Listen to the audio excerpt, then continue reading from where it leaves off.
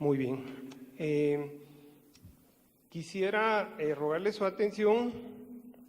Ustedes saben de que cuando tengo el privilegio de compartir la palabra trato de no extenderme mucho y pues hoy es un poquito larga la lectura, pero les ruego mucho su atención. Voy a irles dando un resumen de lo que vayamos haciendo. Estamos viviendo un mes muy importante para nuestro país. Es el mes que celebramos a nuestra patria Guatemala. Como ciudadanos guatemaltecos tenemos una obligación de orar y bendecir a nuestra tierra. De ahí que el mensaje de hoy se llama La tierra que Dios nos dio. Investigando un poco acerca de Guatemala, me encontré con algunos datos importantes que voy a ir compartiéndoles. Nuestra nación es una nación en la que decimos ser cristianos. Estaba viendo las estadísticas, somos un 90% entre cristianos evangélicos y católicos. El otro 8-9% son de otras, profesan otra fe o se dicen que no creen en Dios. Sin embargo, nuestra realidad no refleja que tengamos un 90% de personas diferentes. Ahí es a donde quiero llegar. Nosotros hemos dicho que como cristianos estamos de paso por esta tierra, que nuestra patria es el cielo y que vamos de regreso al cielo, pero hemos sido inconsecuentes con nuestro país, hemos sido dejados, le hemos dado la espalda a las necesidades espirituales de nuestro país. Nos hemos dedicado únicamente a vivir dentro de las cuatro paredes de la iglesia, y si en algunos casos nos ocupamos de las necesidades de alguno, es del hermanito o de la hermanita que nos cae bien. Nuestra iglesia no sale de esas puertas a ver las necesidades de los demás. Uno de los principios que originó esta iglesia, el remanente, fue ese: salir y ser un brazo social, salir a dar de lo que Dios nos ha dado y compartirlo. Quienes han militado un tiempo acá saben de que en el remanente compartimos con el granero, traemos traemos granos, traemos víveres semanalmente, principalmente la otra semana es una actividad a la que vamos a traer víveres para compartir con las personas que no tienen. Nuestros jóvenes han visitado hospitales, han ido al hospital a bendecir a esas personas, nuestros líderes han ido al basurero, pero no es suficiente. Nuestra iglesia puede hacer mucho más. Pero, sin embargo, también hemos dejado como cristianos que nuestro país se contamine. Hay sangre, hay dolor, hay muerte, hay violencia. Y nosotros como cristianos simplemente le hemos dado la espalda a toda esa realidad que a diario vivimos. Escuché un dato que me llamó mucho la atención y que también quiero traerles esta mañana. No sé si pueden ver la imagen. Y voy a regresar al año de 1945. Al final de la Segunda Guerra Mundial, en el año 1945, en Europa murieron 72.604.000 personas como consecuencia de la guerra. Imagínense esa cantidad de muertos. Alemania dice que estaba devastada en una absoluta crisis, escasez de alimentos, escasez de agua, era un territorio ocupado, y esta era la realidad que se vivía en ese entonces. Alemania, 1945. En esa misma época, 1945, recordarán quienes son asiduos de la historia, que se lanzaron las 2 bombas atómicas que se han lanzado con fines destructivos, ¿verdad? La primera mató al instante a 66.000 personas en Hiroshima y la segunda a 89.000 en Nagasaki. Acabó instantáneamente esas 2 bombas con el 25% de la población japonesa. Esa era la realidad de esos 2 países en el año 1945. Ahora hablemos de nuestro querido país, Guatemala, en el año 1945. Y quisiera leer literalmente esto, ¿verdad? Guatemala empezó a comprar oro entre los particulares proveniente de las monedas de ese metal que se habían emitido en Guatemala a partir de 1924. Llegó a acumular en oro metálico cerca de 1 millón de onzas troy. La onza troy tiene un valor de $1,572. Multiplicada por el millón de onzas que teníamos, 1.572 millones de dólares era la reserva que tenía Guatemala en oro y canceló toda su deuda externa. Esto le sobró a Guatemala en el año 1945.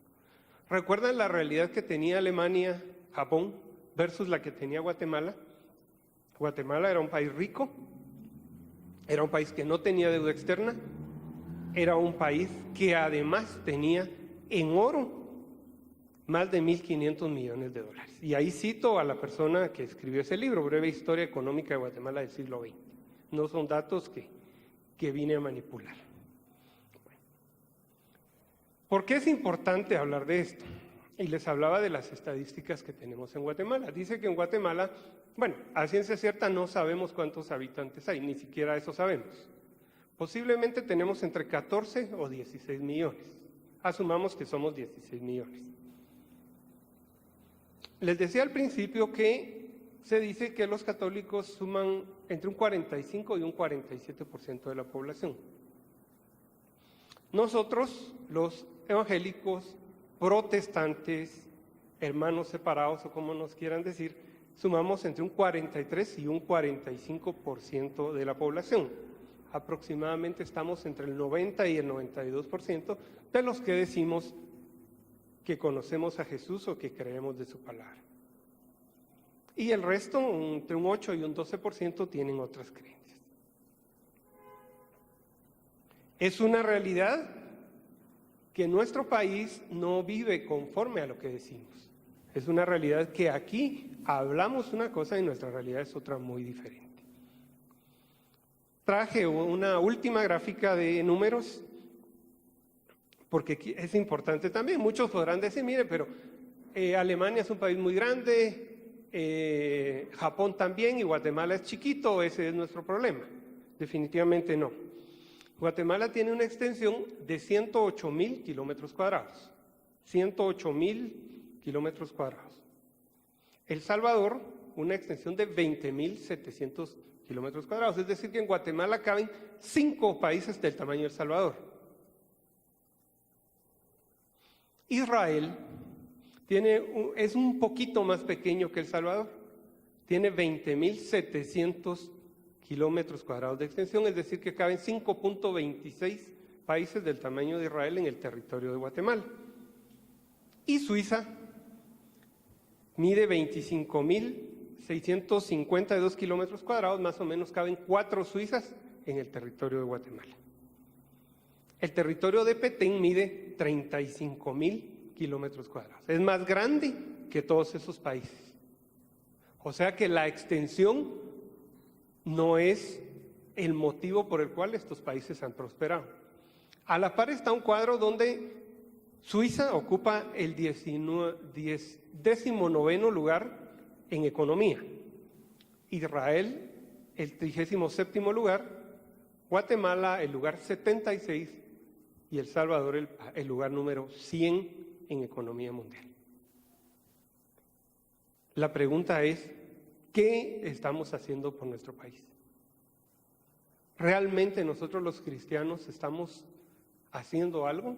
¿O simplemente nos reunimos el domingo a sentirnos bien, a sentirnos cómodos, a cantar? Algunos no cantan. Pasó algo muy similar en la época de Daniel. Por tiempo voy a contarles brevemente, antes de dar lectura, Daniel, recuerdan ustedes que fue esclavo y fue llevado a Babilonia, y junto a un grupo de 3 más muchachos, en ese entonces se cree de 17 años, fueron obligados a comer y a tener una vida como la de los patojos de Babilonia. Estos 4 muchachos no aceptaron las condiciones y ellos pidieron que se les dieran unos días para ver si la forma en que ellos vivían con el Señor era diferente. Efectivamente fueron hallados 10 veces mejor que los demás.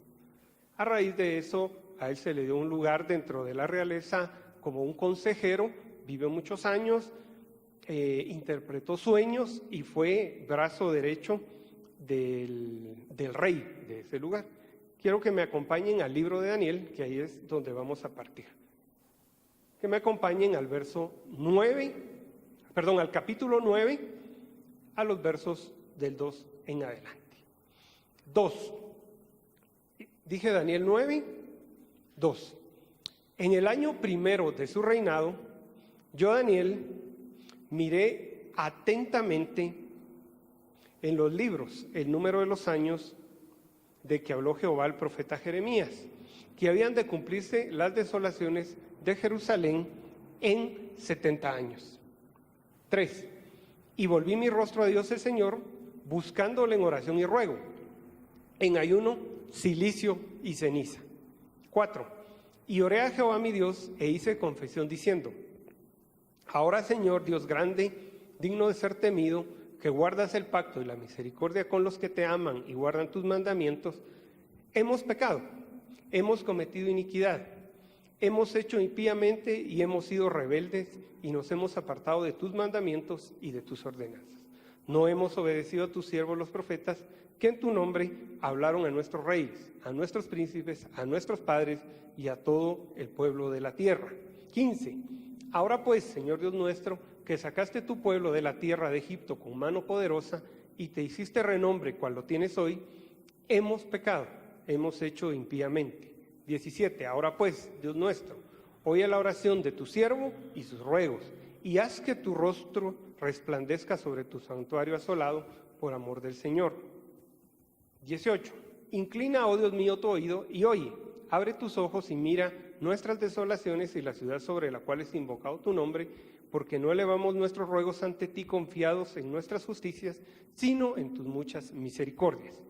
Oye, Señor, oh Señor, perdona, presta oído, Señor, y hazlo.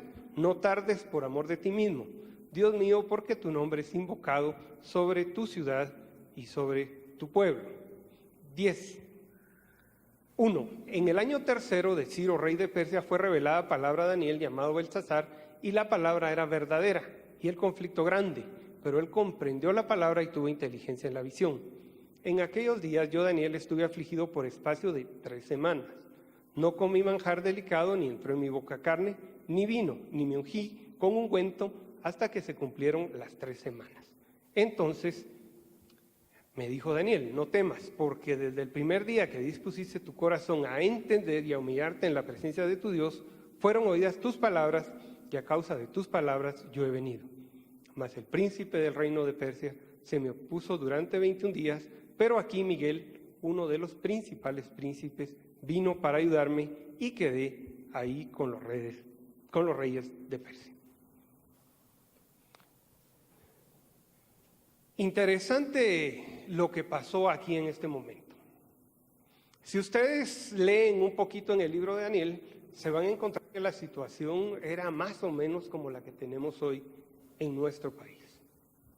Hoy tenemos una condición social llena de maldad, de injusticia, de robos, de violencia, de derramamiento de sangre, de pecado, de dolor.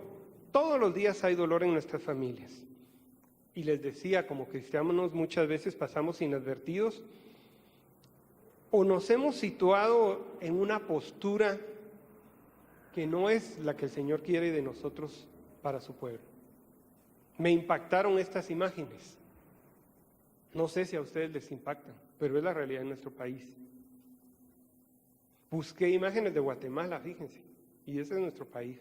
Pobreza, corrupción, violencia y más violencia. Ahora, ¿cuál es la postura de la iglesia? Nuestra iglesia vive en un letargo, la iglesia cristiana.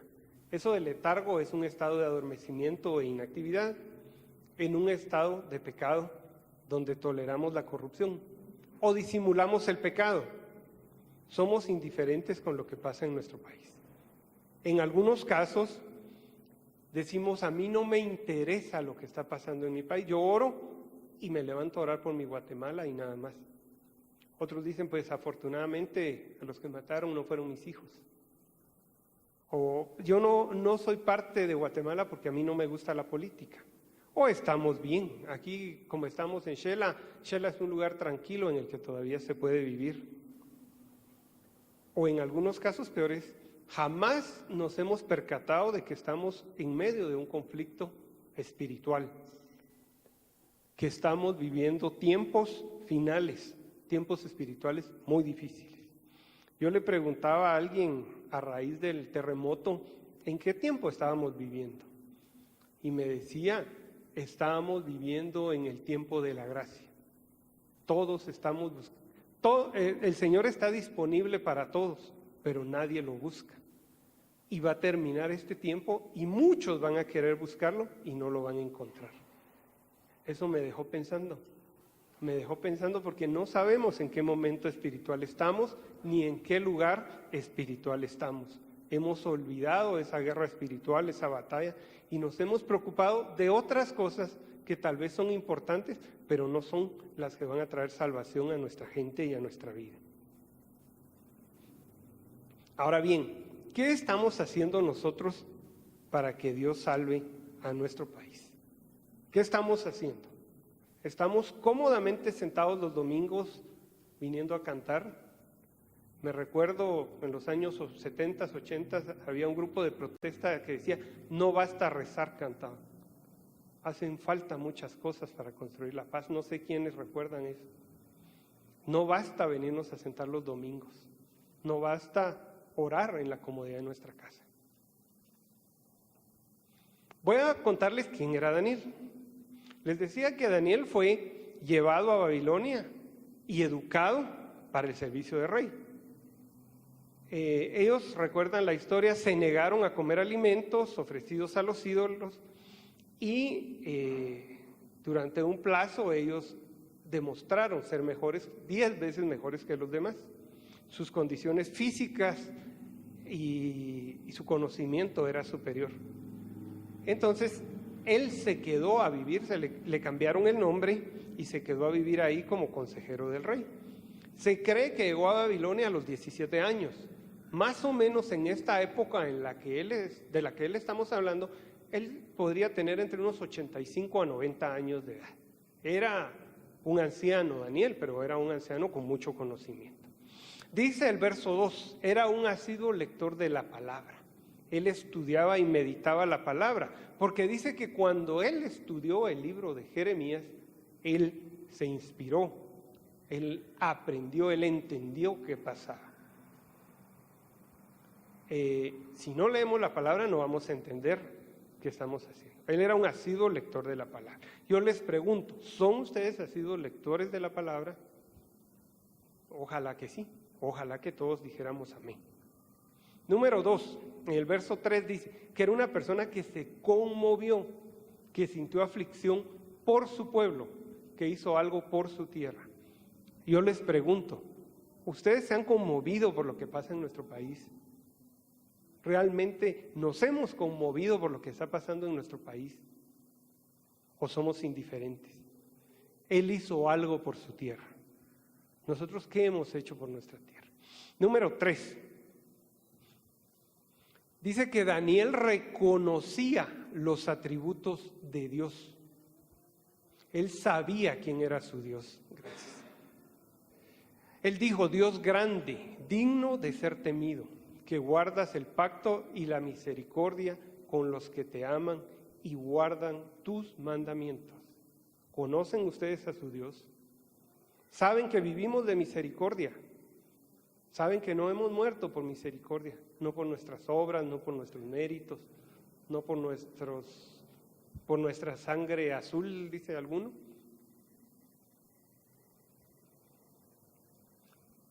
Él era capaz de discernir la palabra. En el capítulo 10 y verso 1 dice que él pudo discernir la palabra, la comprendió y que además interpretó la visión. ¿Cuántas veces nos pasan cosas espirituales y no las podemos entender? y no las podemos entender porque no vivimos en un mundo espiritual.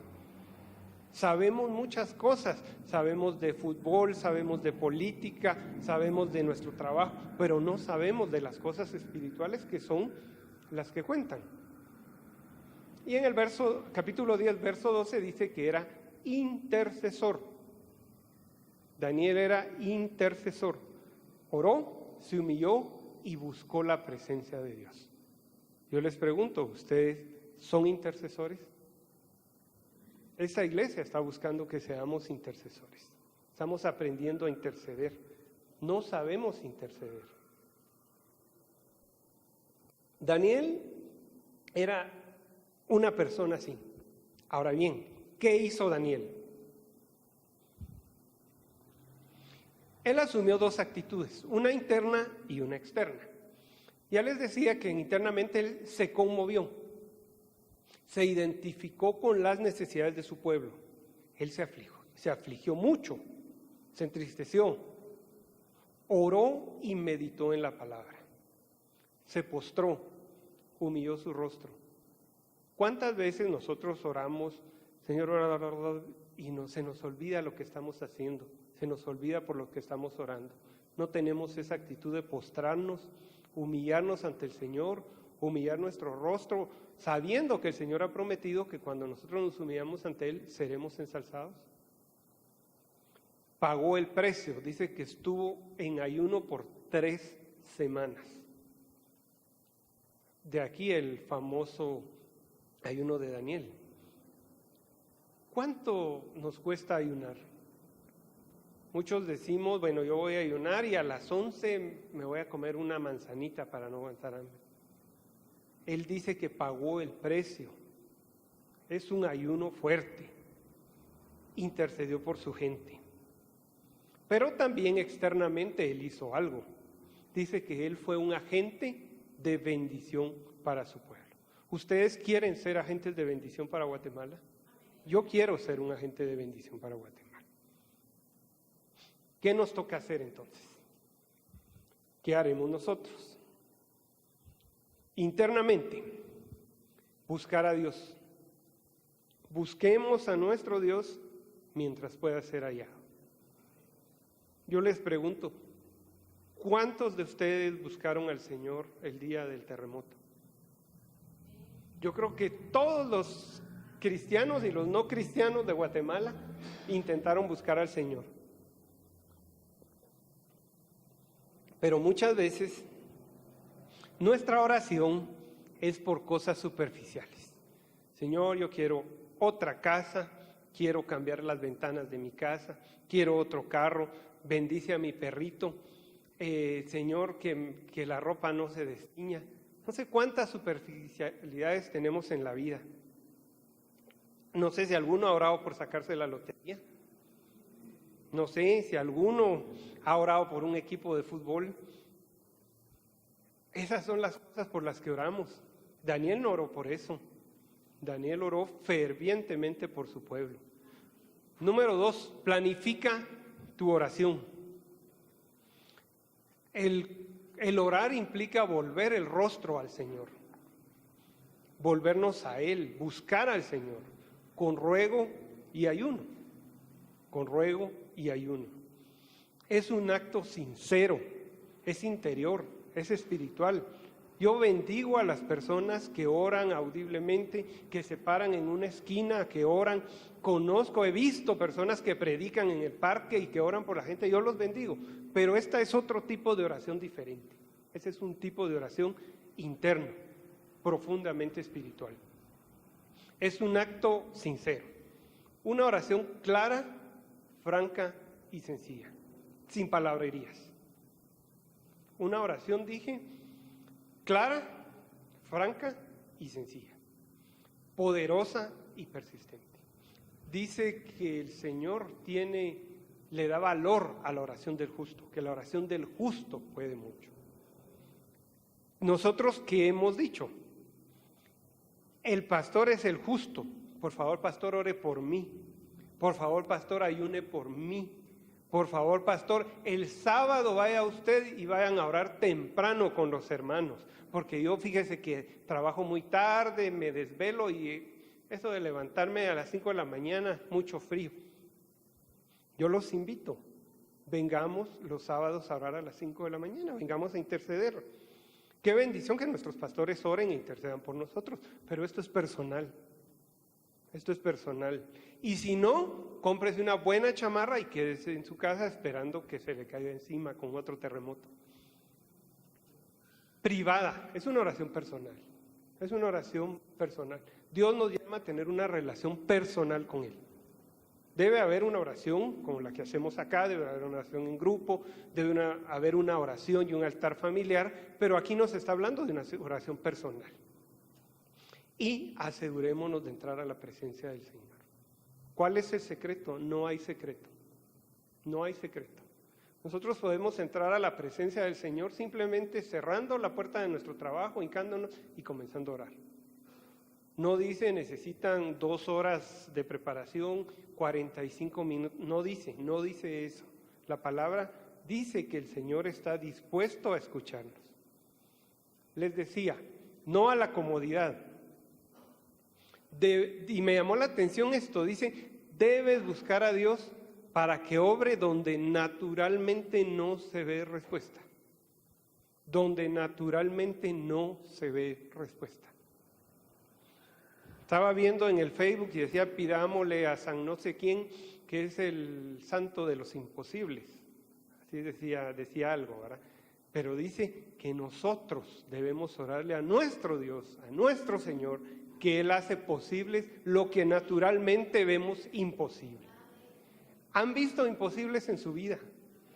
¿Han visto aquellas montañas, aquellos montes enormes que no hay salida, no hay solución, no encontramos para dónde? Nuestro Dios, para Él no hay imposibles. Él lo hace posible y Él nos dará una respuesta. Hay momentos que nuestra vida es desértica. La gente dice, he orado tanto y no veo respuesta. Hemos pasado por eso todos, donde dice que los cielos parecen de bronce y le pedimos a otros que hagan lo que tenemos que hacer. Vengamos a orar, oremos en nuestra casa, hagamos un altar familiar, enseñémosle a nuestros hijos a vivir esta vida de victoria que el Señor nos ha llamado. No juegue a ser cristiano, ¿verdad? Vemos, y pues sin juzgar, vemos personas que con una necesidad se vienen corriendo a las iglesias. Se les pasa la necesidad y se desaparecen. Se sacan la lotería y menos los vemos. Tienen otra necesidad y regresan a la iglesia. No juguemos a ser cristianos. No es eso lo que el Señor quiere. Él quiere que seamos íntegramente sus hijos. Ore por su país. Les pregunto, no me contesten. Han hablado mal de su país y de su presidente y de las autoridades. Bendigamos a nuestras autoridades. A eso hemos sido llamados. Miren, yo conozco tantos expertos en temas políticos, económicos hoy, que se atreven a escribir cualquier cantidad de cosas en el internet y no saben ni de lo que están hablando. No tienen ni la más remota idea, pero están maldiciendo a nuestro país con sus comentarios. Bendigamos a nuestro país. Les dije internamente. Externamente, ¿qué podemos hacer para ser agentes de bendición? No practiquemos la injusticia en nuestras vidas. ¿Verdad? Muchas personas dicen, yo pago mis impuestos, yo soy muy justo, pero en su casa no proveen. Hay personas que tienen una obligación de una pensión alimenticia, por mi trabajo yo lo veo, pero no la dan. Y la pagan cuando ya los van a meter presos, o permiten que prescriba para no pagarlas. Entonces somos injustos en nuestras vidas y queremos que nuestro país sea bendecido. No más violencia en nuestra vida. Hay personas que dicen, mire, yo nunca le he levantado la voz a nadie en la calle, yo soy muy respetuoso, pero tratan a su familia, tratan a su esposa, tratan a sus hijos peor que como tratan a algunos animales, a algunas personas. No más violencia en nuestra vida. transmitamos los valores cristianos. Transmitámoselos a nuestros hijos naturales y a nuestros hijos espirituales. Qué lamentable y qué penoso que nuestros cristianos, nuestros hijos, nuestros miembros de la iglesia sean impuntuales, sean mentirosos, sean irresponsables, porque nosotros no hemos transmitido en ellos esos valores. El cristianismo es un estilo de vida como Jesús. Es un estilo de vida de integridad, es un estilo de vida en el cual las acciones hablan más fuertes que las palabras. Prediquemos la palabra. Muchas veces nos sentimos avergonzados de hablar del Señor, o pensamos de que no estamos capacitados para hablar del Señor. Pero el Señor nos ha capacitado a todos y nos ha bendecido. Y muchas veces no necesitamos ir con Biblia en mano para hablarle a las personas del Señor. Muchas veces nuestro testimonio es suficiente prédica para transmitir la palabra del Señor a los demás. Prediquemos en nuestro trabajo, en nuestra casa, en nuestros amigos, en los círculos donde nosotros nos movemos. Quiero, por último, traer a lectura y a discusión Crónicas, libro segundo de Crónicas, capítulo 7, versos 14, 15, 16 y por último 17. Creo que podemos hacer mucho aún por Guatemala. Creo que podemos heredar un país diferente a nuestros hijos. Dice, 14, si se humillare mi pueblo, sobre el cual mi nombre es invocado, y oraren, y buscaren mi rostro, y se convirtieren de sus malos caminos, entonces yo iré desde los cielos y perdonaré sus pecados y sanaré su tierra. Nos llama a una condición o a algunas condiciones estos dos versos. Humillarse. Les decía que debemos humillarnos. Debemos de dejar de creer que lo sabemos todo. Dejar de creer que somos capaces por nuestras fuerzas, por nuestras manos, por nuestros conocimientos, de cambiar a nuestro país, de cambiar a nuestras familias, de cambiar nuestra condición. Solos no podemos. Debemos humillarnos ante el Señor voluntariamente. ¿Cuál es la actitud de humillarnos voluntariamente ante el Señor? Reconocer la autoridad del Señor, reconocer las autoridades que Él ha puesto sobre nosotros, reconocer nuestras incapacidades como personas. Segunda condición, invocar su nombre. En nuestro país, afortunadamente, invocamos en mucho el nombre de nuestro Señor. Hasta equivocadamente muchas veces lo invocan. Pero aquí conocemos al Señor. Aquí yo pienso que es uno de los pocos lugares en el mundo donde no se ha escuchado hablar del Señor. Pero debemos invocarlo, debemos que la autoridad del nombre del Señor sea evidente en nuestro país. Es el nombre que está sobre todo nombre. Debemos orar, no importa en dónde, no importa cuánto tiempo, pero debemos de aprender a tener una vida de oración. Así cuando el día malo llegue a nuestra vida, nosotros tenemos de dónde sacar la reserva que necesitamos para vivir. Buscar su rostro. No nos cansemos de buscar su rostro. Hagámoslo, esforcémonos, busquemos el rostro de nuestro Dios, que hoy, en estos tiempos, el Señor está dispuesto a escucharnos y está accesible a nosotros. Dice que llegará el tiempo donde lo buscarán y no lo van a encontrar. Convirtámonos de nuestros malos caminos. Esto es algo muy, muy evidente. Debemos dejar de buscar el pecado. Muchas veces aquí sentados escuchando el mensaje estamos pecando.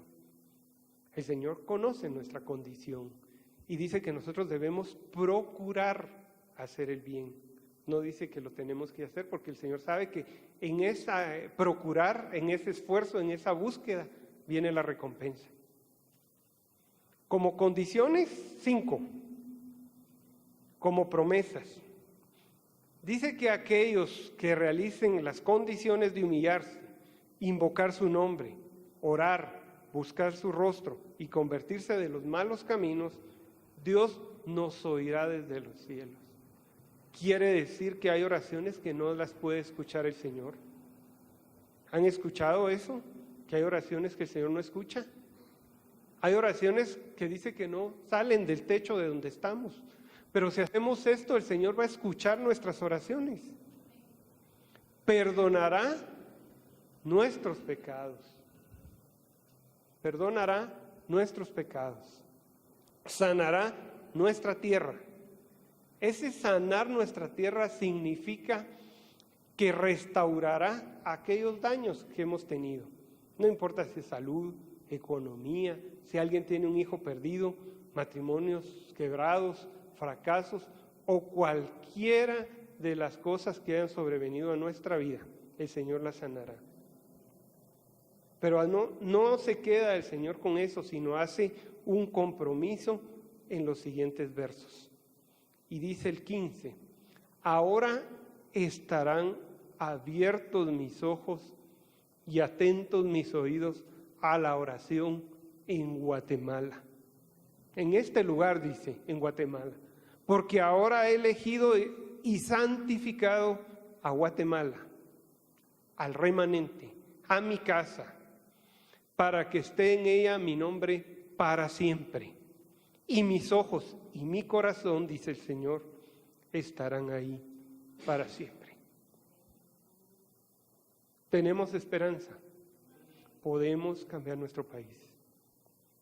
Podemos darle a nuestro país una generación que honre el nombre del Señor y que sea ejemplo para el mundo.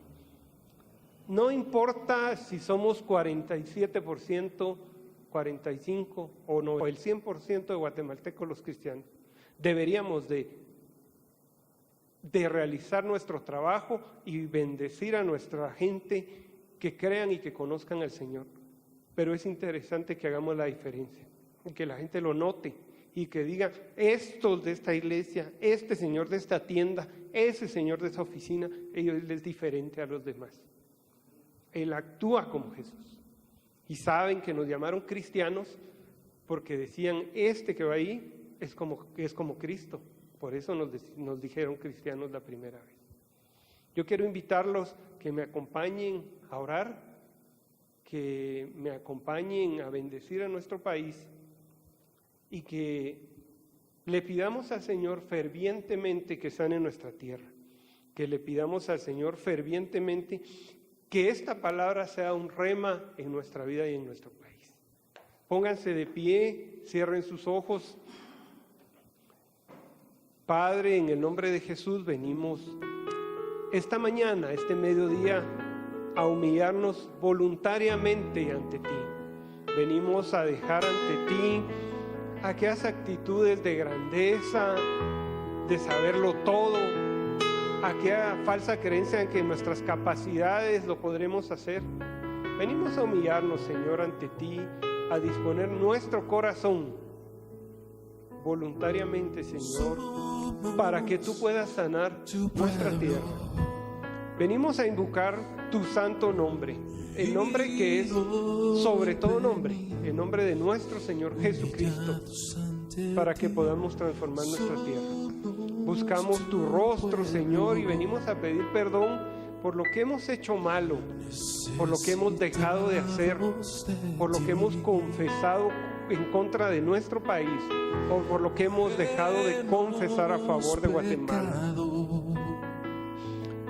Señor, sabemos que tú nos oirás desde los cielos.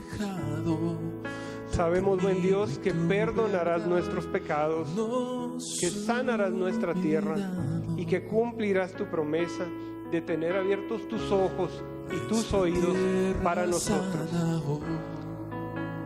Gracias porque nos has elegido, Señor, como nación santa como luz a las naciones, como un lugar de victoria, Señor. Sana nuestra Guatemala. Permite que nuestro testimonio, nuestra vida, sea para honra tuya.